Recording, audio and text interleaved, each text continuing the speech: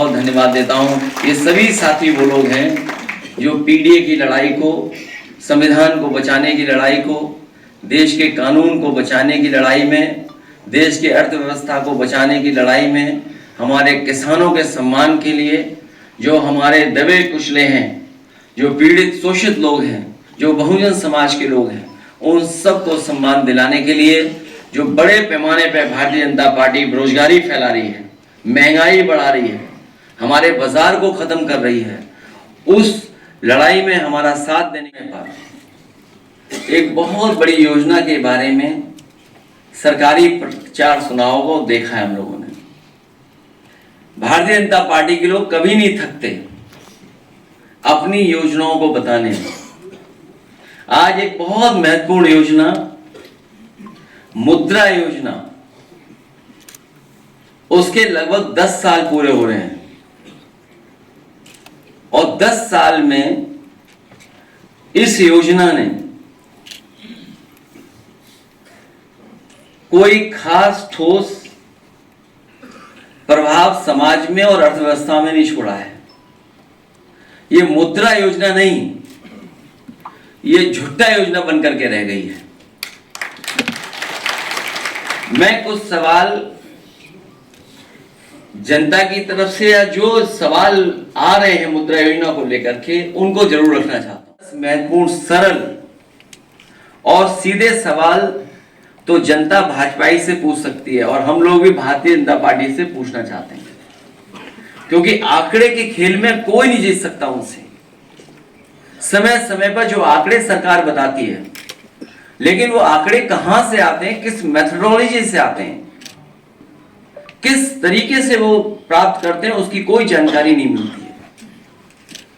चाहे जो बड़े बड़े महाआयोजन हुए हैं, उसकी जो आंकड़े बताए गए, वो आंकड़े तो बढ़ चढ़ करके बताए गए, लेकिन जब कभी भी हम और आप लोग सवाल करते हैं कि जो लोग खोए हैं, जिन लोगों की जान चली गई, जो लोग सड़क के आने जाने में जिनकी जान चली गई, उसके जवाब में कोई आंकड़ा सरकार की तरफ से नहीं आता है।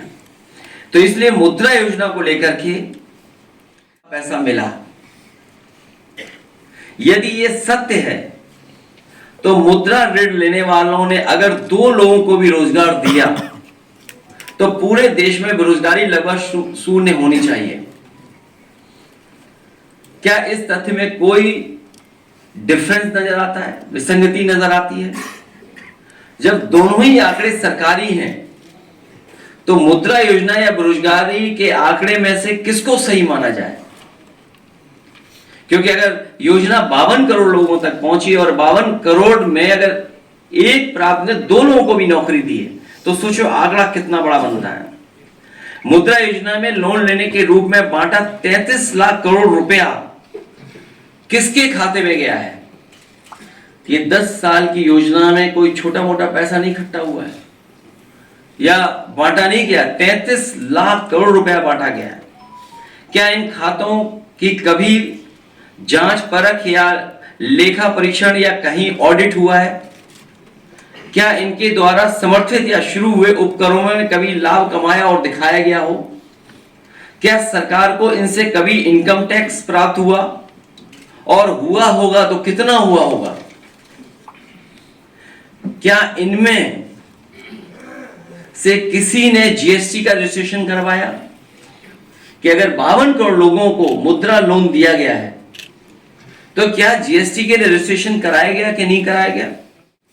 बैंकों को मुद्रा योजना के वितरण पर हुए कुल खर्च और इससे मिले कुल ब्याज के बीच क्या कुछ लाभ हुआ, या ये योजना कुछ अपने लोगों को बैंकों के खजाने से पैसा पहुंचाने का माध्यम मात्र बनकर रह गई है?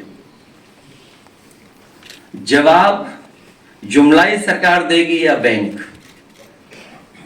ये जो 33 लाख करोड़ और 52 करोड़ लोगों को पहुंचाया गया इससे लोन का, तो आखिरकार जवाब कौन देगा? सरकार देगी या बैंक देगी? ये बातें मैं इसलिए कर रहा हूं क्योंकि भारतीय जनता पार्टी अपनी नाकामी छिपाने के लिए बहुत सारे फैसले लेती है।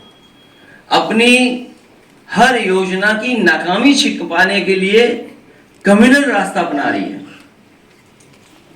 कॉन्स्टिट्यूशन को खत्म कर रही है, लोकतंत्र की परवाह नहीं कर रही है, कानून की परवाह नहीं कर रही है। और एक बात और मैं कहना चाहता हूं कि अगर राम जी या सुमन जी के साथ कोई घटना होती है या समाजवादी पार्टी के नेता के ऊपर किसी तरह की कोई घटना होती है, तो उसके लिए जिम्मेदार कोई दूसरा नहीं, मुख्यमंत्री खुद जिम्मेदार होंगे,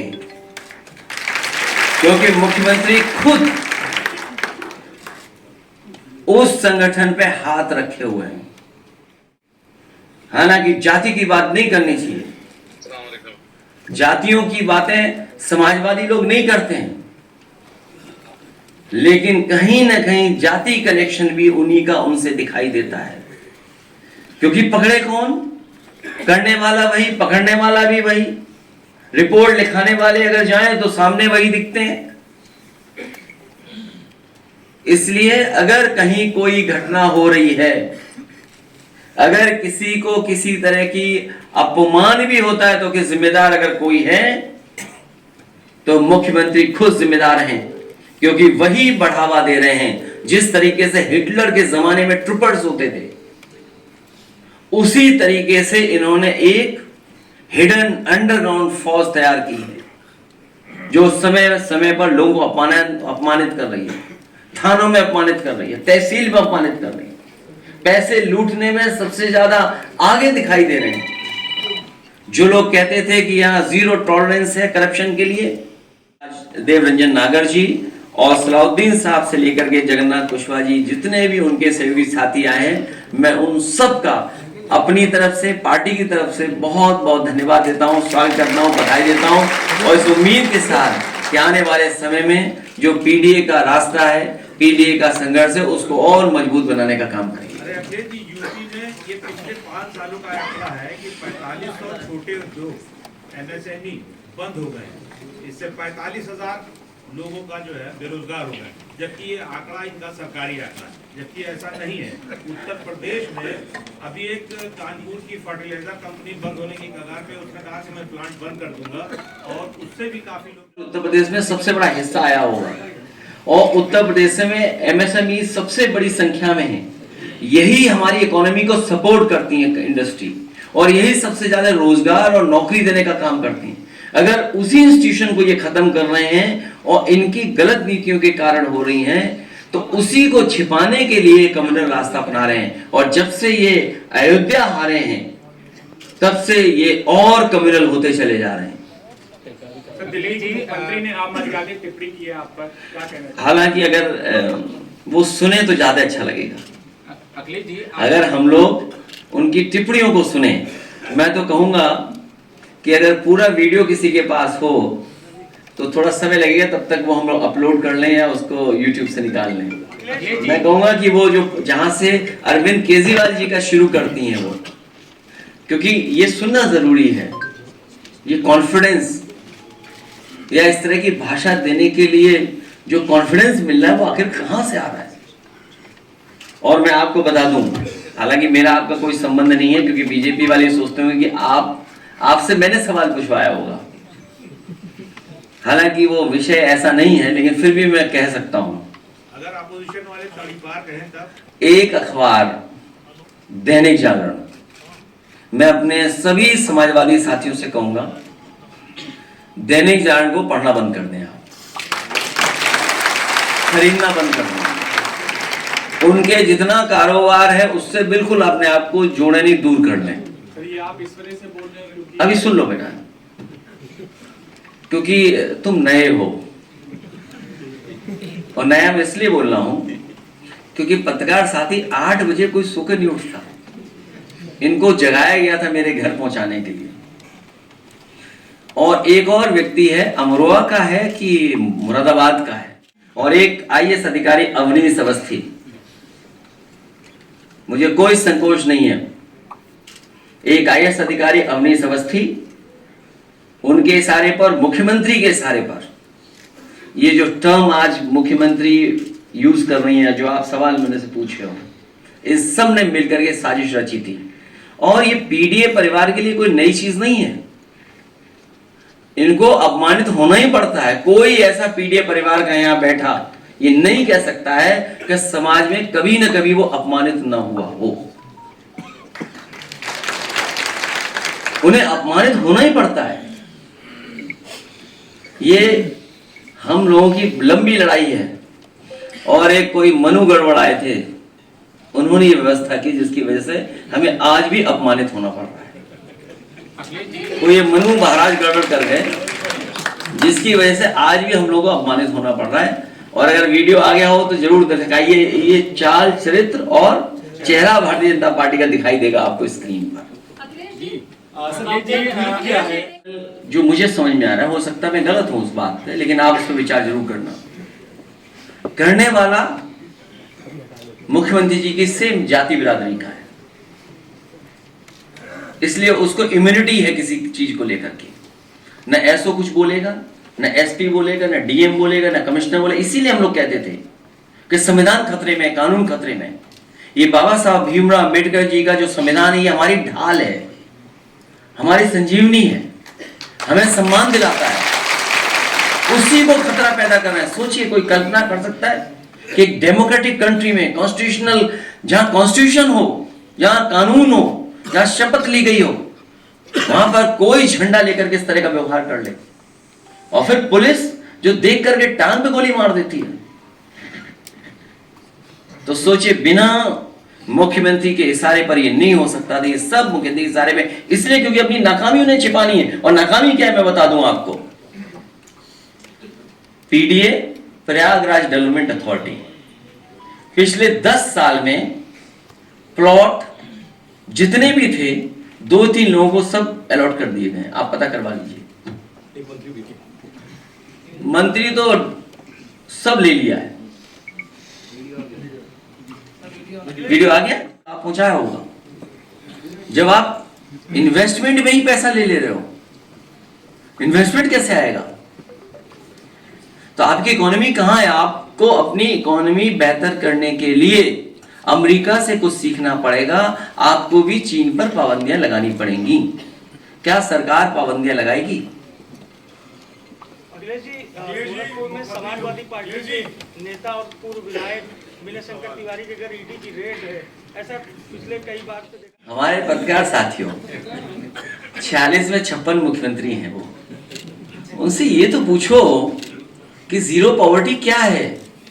कि केवल अधिकारियों ने बता दिया या ये इकोनॉमिस्टों ने बता दिया कि ये जीरो पॉवर्टी की लाइन है, इस पे आप बोलिए और इससे जीरो पॉवर्टी जाएगी। कैसे जीरो पॉवर्टी? और वो सरकार पॉवर्टी खत्म करना चाहती है जो अभी तक ये ना बता पा रही हो कि जिन लोगों को राशन दिया जा रहा है, जिन लोगों को राशन दिया है, उनकी पर कैपिटा इनकम क्या है। वही जो राशन जिनको दिया जा रहा है, हम लोग भी उत्तर प्रदेश में लगभग 12 करोड़ लोग पा रहे होंगे राशन।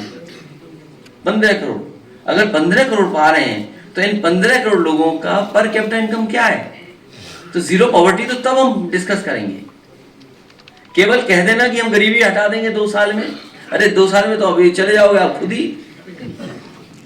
युवा कब लौटे बताओ, और कब हुई हत्या बताओ, और परसों ही लौटे होंगे।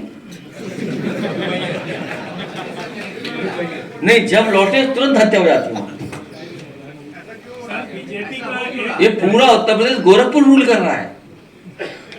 आप जानकारी करिएगा, पूरा उत्तर प्रदेश गोरखपुर के लोग रूल कर रहे हैं। जो गोरखपुर में रहा होगा, सिपाही भी, चौकी भी, वो भी। अब देखो, भारत समाचार दिखाई दे रहा है। तुम्हारे पत्रकार के साथ कुछ व्यवहार खराब हुआ, सुना हमने हैं? भारत समाचार तुम्हारे किसी, अब नाम तो लो। अरविंद केजरीवाल। झूठा, आतिशी, बेवकूफ। बेवकूफ। उनको यही नहीं पता कि वो कहाँ जा रही है। जनता ने उनको मौका दिया है, दोबारा जीत के आई है। शांति से अपना काम करो ना, जीवन करो। काहे केजरीवाल की राह पे चल रही है? भगवंत मान। No comment. राहुल गांधी।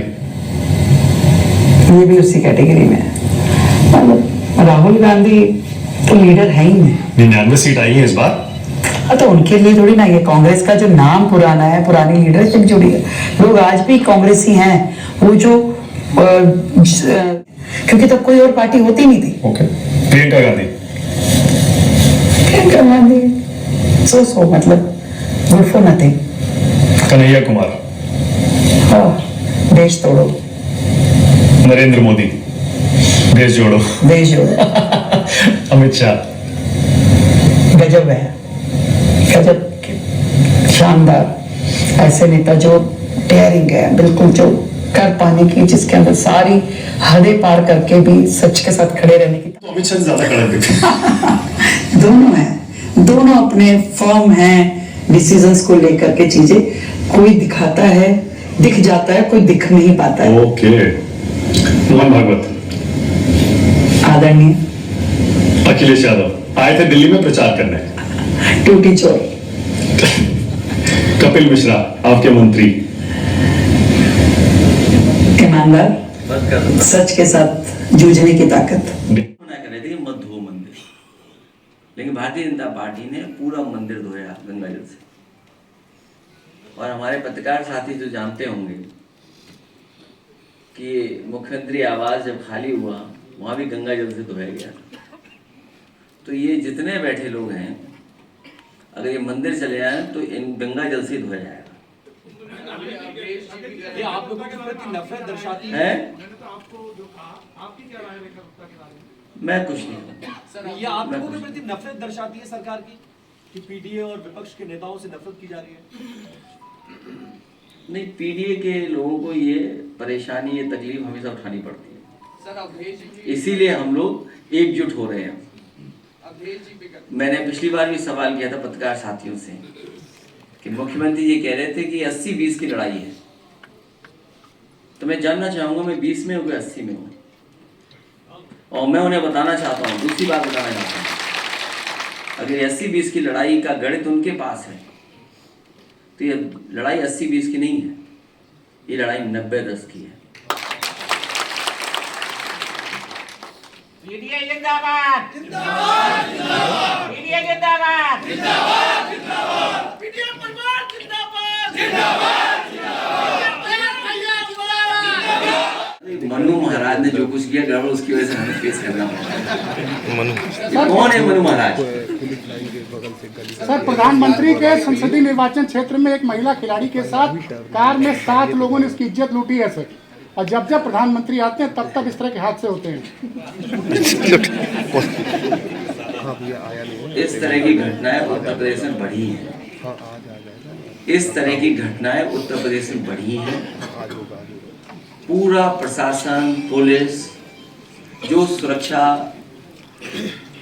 होनी चाहिए, जिस तरह का इंतजाम होना चाहिए, पुलिसिंग होनी चाहिए, वो कुछ भी सरकार नहीं कर रही है।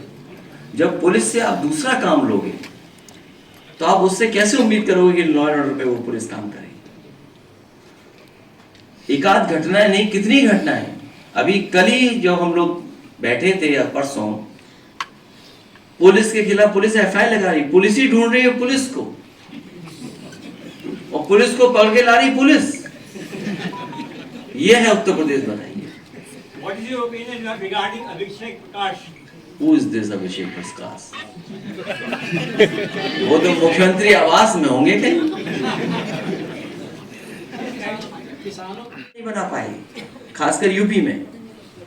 अभी जो मैच हो रहा था आईपीएल का, वो किसके नाम पे रखा गया बताइए? अटल जी के नाम पे। वो भगवान विष्णु के नाम पे था, एकाना स्टेडियम।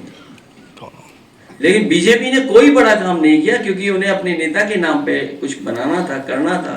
उन्होंने उसी स्टेडियम का नाम बदल दिया। सोचिए, भगवान से आगे है बीजेपी। दूसरा, नेताजी और समाजवादी पार्टी ने, हम लोगों ने मिलकर के वर्ल्ड क्लास एक कैंसर रिसर्च इंस्टीट्यूट बनाया। दिल्ली, बंबई या बड़ी बड़ी जगह जाना पड़ता है, और कैंसर का इलाज बहुत महंगा है, कोई अफोर्ड नहीं कर सकता है। और कैंसर का इलाज एक बार शुरू हो जाए तो उसको लगातार करना पड़ता है। वो भी चक गजरिया के नाम पे था, किसी के नेता के नाम पे नहीं था। हमें कोई दुख नहीं है, न कोई नाराजगी है कि आपने कल्याण जी के नाम पे कर दिया, लेकिन कम से कम वहां पर फंड्स तो हो, इलाज तो हो गरीब का फ्री। लोक भवन, पूर्व प्रधानमंत्री अटल बिहारी वाजपेयी जी बड़े अकेले खड़े होकर बोर हो रहे होंगे। समाजवादी सरकार बनेगी, 2 महापुरुषों को और उनके साथ खड़ा करेंगे जिससे वो बोर ना हो।